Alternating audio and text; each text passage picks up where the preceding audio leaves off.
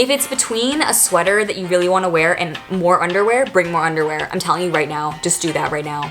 Take the sweater out, put more underwear in. Hi everybody, my name is Katie and welcome to this week's video. So this is sort of like a part 2 video because I am on my second journey to the UK in my 20s. If you guys don't know, when I was a junior in college, I'm now about to go to grad school, so I'm 23. But about 2 years ago, I moved to Edinburgh, Scotland for the year and I made a packing video of everything that I took. And it's honestly, it's one of the best performing videos on my channel. And I feel like even looking back, I'm like, wow, I gave like actually good advice in that video. But now I have not only done this before. Last time I gave good advice, I had never even done this before. But this time I have perfected my advice. And so I think in combination with that video and this video, you guys are just gonna be so well prepared to pack for study abroad, which is one of the hardest things to do. That is something that you don't really think about until you're about to go, and then all of a sudden you have an empty suitcase and you're like, wait, what the heck am I supposed to bring? So I will hopefully be moving to London about 2 days before my program starts, which is not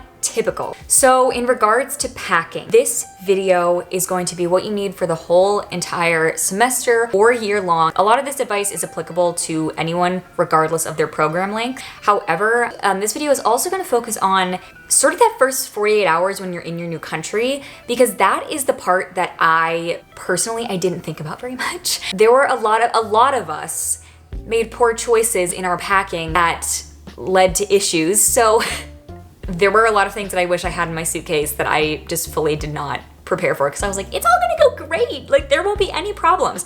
I'm gonna be so honest with you right now. Half of you guys watching this video are gonna have A, luggage issues, B, your flight's gonna be delayed, C, just you may cry in the airport, like, or stand in a line to change your flight for 4 hours at 2 a.m. So I'm just preparing you for the worst. But so last time moving to the UK, I did my program through my university and I decided to live on campus. And this is gonna be a really big part of our video today because I thankfully, now that I'm moving to London, the school that I'm going to does not have graduate school housing. So I am trying to find an apartment off campus. That's a whole nother mess. But I am staying with a family friend for like the first couple of weeks that I'm there. This brings me into my partnership for today. I am working with a company called Amber Students to bring this video to you guys today. Amber is a really great platform that allows students to book accommodations near their universities. It is Southeast Asia's largest student accommodation provider, and they are operational in over 100 cities all across the UK,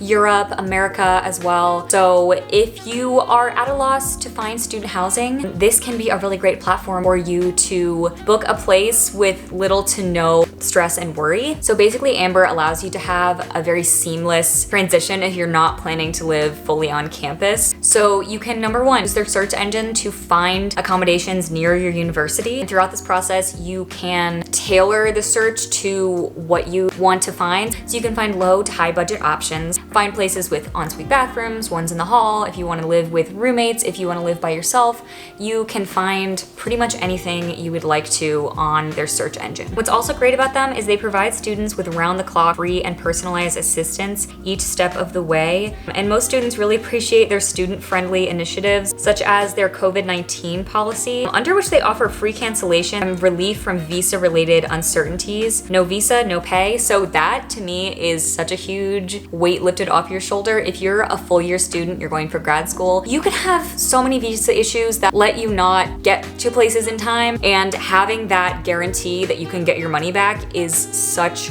a huge deal. I can really speak to that as someone who's currently having visa issues. It's not fun at all. Step 3 with Amber is to book, and their executives will not only be with you every step of the way, but will also take care of cumbersome paperwork, including lease agreements. So students can find out more about their home away from home with live viewing sessions and are on the ground property experts. So if you are completely at a loss and you haven't thought about housing and you're moving to a new country, I definitely recommend checking Amber out because they can be a really great source on the ground when you're away from this country, you've never been there before. So yeah, if you're interested in checking them out, please click the link below in my description, and let's get back to the video. Figuring out your place to stay and knowing that in the back of your mind is gonna be really important for what you pack. Let's start with the absolute basics of what you're gonna need for moving abroad. You're gonna need a suitcase. And I recommend a very large suitcase. Mine pretty much goes to like my waist. It's colossal. And honestly, walking through the airport with it, I do feel a little bit embarrassed. I'm like, who do people think I think I am? Like, but you know what? Buy the big suitcase. I'm telling you right now, buy the giant suitcase. It's gonna help you so much. If you are just one person navigating through an international airport by yourself at 2 in the morning, you are gonna want ease of carrying your bags by yourself. So I have seen some videos where people recommend like a big suitcase and a little suitcase. Like, I'm a 5'2" petite girl, and you know what? I may think that I'm strong. However, the idea of carrying 2 suitcases at once would send me into a coma. But what I recommend is getting like a backpack or a small bag that has this sort of like insert like piece of fabric, and I'll show you guys what I mean. But you can place it really easily on top of your suitcase. So you still wanna have a carry-on that can carry a lot of stuff. So mine is like technically a travel backpack. So when you're looking for these travel backpacks, you want to check for a couple of things. One, that it has a lot of different compartments and zippers that are not super easy to access. I have been pickpocketed in my travels abroad, so that is something that I definitely prioritize now. It's just something that happens, unfortunately. On top of that, you're also gonna wanna make sure that it is the standard carry-on size for most airlines. And when you're looking in like the details and descriptions, I bought mine on Amazon like 3 years ago. I don't know if it's still online, but Google travel size backpack. There will be so many options, and read the reviews, number one, because there are a lot of bad reviewed ones out there. And number two, you wanna find one that is carry-on standard size. That way you can easily pop it on top of your suitcase, but then also take it traveling, and it won't be a big issue of lugging your gigantic suitcase around if you're just going on a weekend trip. Because trust me, you're gonna want a gigantic suitcase, but you're not gonna wanna carry it around if you're like going to Ireland for like a couple days. You're not gonna want that. Okay, so number two, this is something that has absolutely saved my life, because as organized as I may seem, I am a very disorganized person. You will have a lot of visa paperwork when you're going through this process. And I have one folder, and I still have this folder, and I had all of my paperwork in it this time around for my next visa, because I was like, what if I lose my paperwork and they need it? And because I'm paranoid. Keep every single document, print out every single document that you think you might need.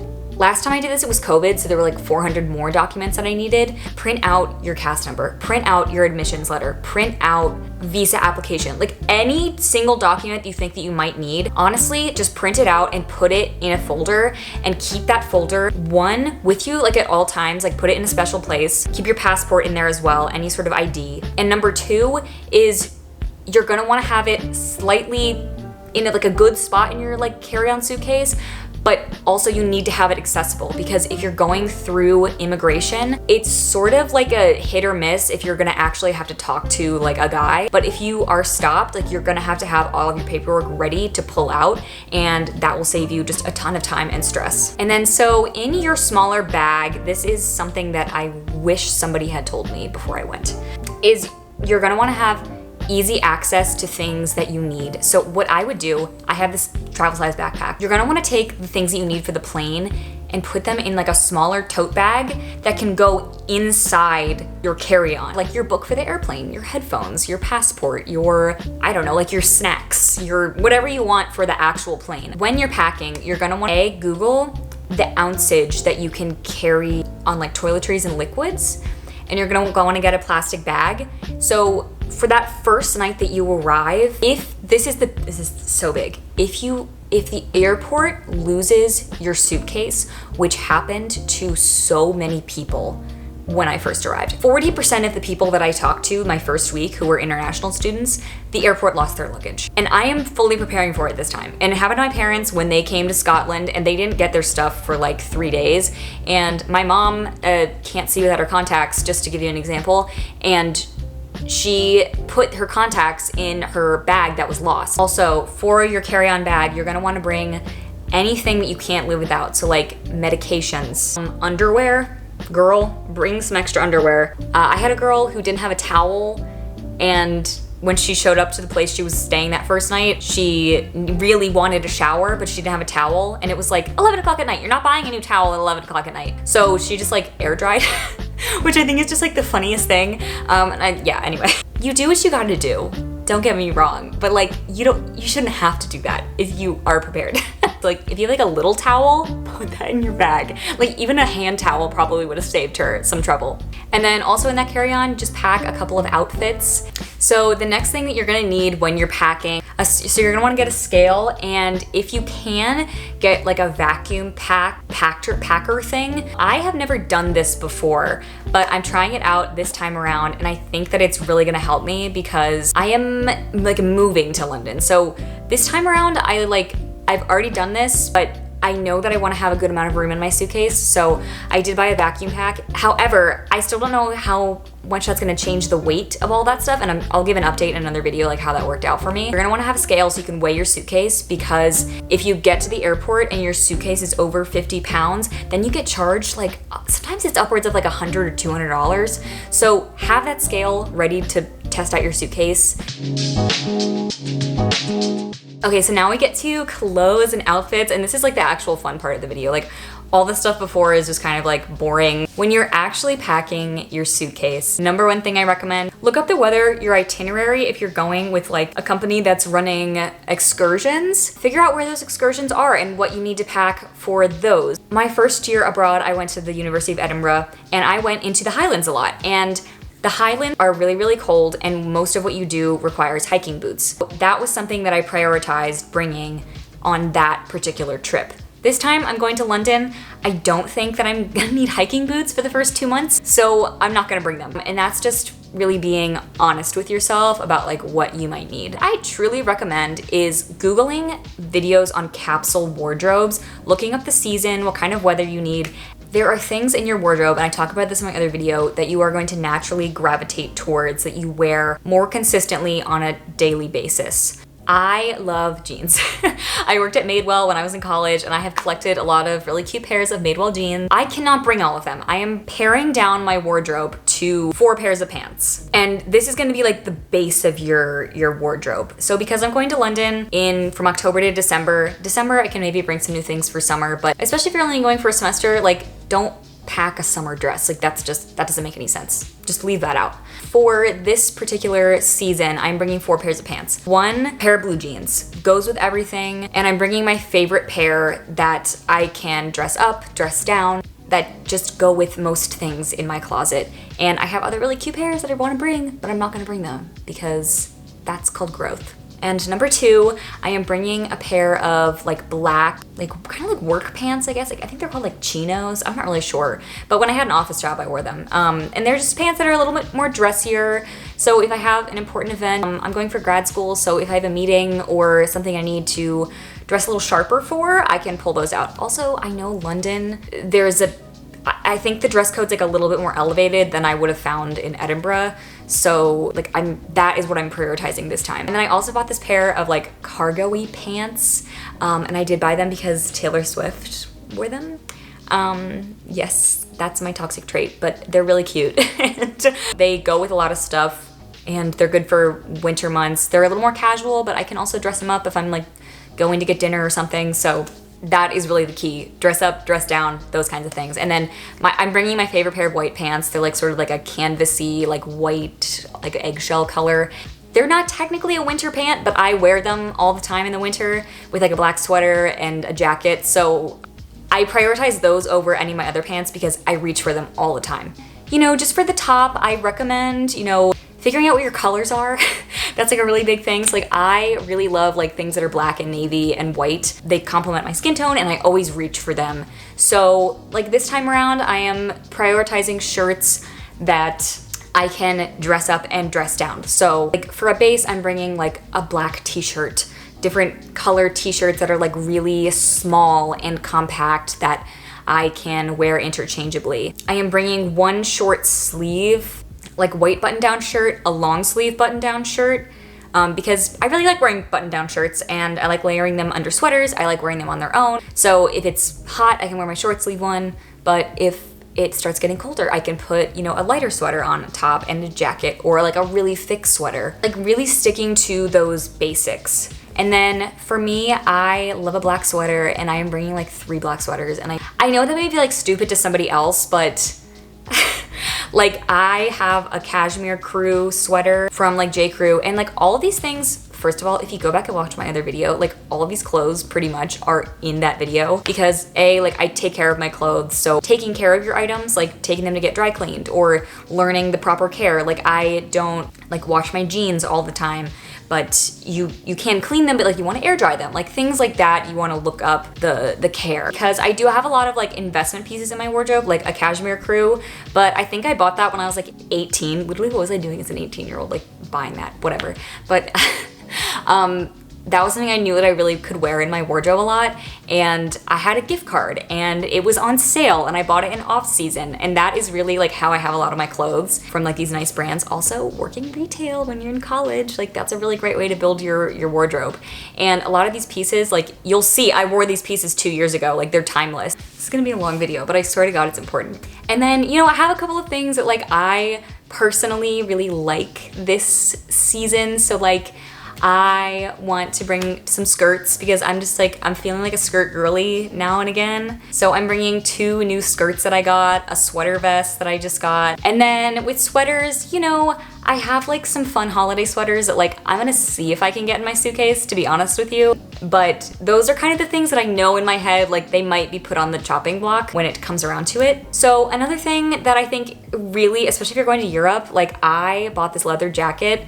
Goes with everything. I love it so much. It's warm enough, but also cool enough that you can dress it up, dress it down. And I bought it for about 50 bucks in a vintage store, and I looked up the retail price. It's like a $500 jacket. So when you're abroad, go to vintage stores. I actually think that I cautioned against this in my last video, but this time around I am bringing like one sort of nice dress that I can wear to like a sort of like a function. Because I know that there's like a lot of society events where you can get dressed up, and I don't want to be without. And then I do also have just like this little black dress that I'm going to bring with me because I'm going to London, like, so yeah. And then for shoes, I'm only bringing 4 pairs of shoes this time around, and I am bringing a pair of boots. Oh, I guess I'm bringing 5. I got these Docs, like Oxford shoes. I love them so much, except you really have to break them in, and I'm doing like the hair dryer thing, like trying to loosen them up. And then I do also have just like a pair of Vejas, just go with everything. They're really dirty. Sneakers. And then I do also have a pair of penny loafers I'm gonna bring. So that's 5 pairs of shoes. We're gonna see if that gets in my suitcase. And just a couple of other tips. Bring enough underwear to kill, man. Like, I'm telling you right now, especially if you're living in student accommodation and you have to share a washing machine or pay for it, you are just gonna wanna have undergarments galore. And I'm talking like t-shirts to go under things, so much underwear, so many, like if you're a girl, like other things, you know. If it's between a sweater that you really wanna wear and more underwear, bring more underwear. I'm telling you right now, just do that right now. Take the sweater out, put more underwear in. There were 6 washing machines in a building of 400 people. Thank you guys so much for watching. If you liked this video and you wish there was more explanation, go to part 1 that I made like 2 years ago. It's honestly a really good video, holds up. If you have any other questions, please leave them below and I will try to make a follow-up video, because I'm always learning and I garnered a lot of knowledge from my first experience. So hopefully, also if you guys have any knowledge, drop it in the comments, because that is a place where people can really help others and find good advice. So thank you guys so much for watching. Give this video a like if you liked it, and subscribe because I post new videos every Friday, kind of. Peace and blessings. Also, Lisa says to have fun.